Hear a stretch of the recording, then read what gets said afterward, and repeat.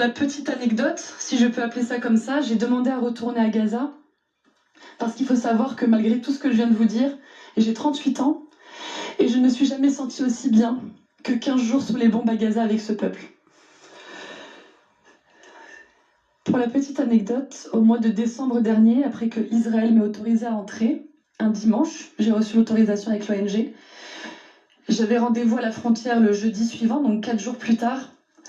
Donc je me suis rendue à Amman, en Jordanie, pour entrer à Gaza. Et à 22h la veille, ils ont décidé que j'étais finalement persona non grata. C'est le prix à payer pour être là devant vous. Donc je continue de demander un cessez-le-feu et surtout qu'on investisse dans la reconstruction. C'est aujourd'hui votre responsabilité et c'est surtout notre responsabilité et notre histoire collective que nous sommes en train d'écrire. Des fois, je me demande ce qu'on fait ici dans ce monde à parler de paix quand des enfants meurent avant même d'avoir connu la vie. Je rappelle qu'à Gaza, des fois, on fait le certificat de naissance et le certificat de décès le même jour. Je sais que tout est complexe, hein, je vous l'ai dit, je ne suis pas naïve, mais il y a une chose qui n'est pas complexe, c'est le droit à la dignité.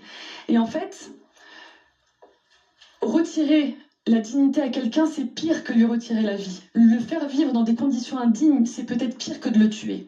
D'accord ? C'est important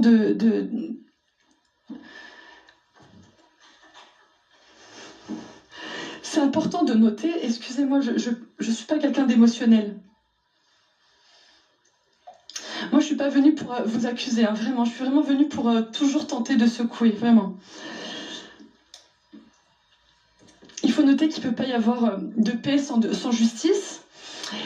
Il ne peut surtout pas y avoir de justice sans engagement. On doit s'engager dans une voie de justice pour le peuple palestinien.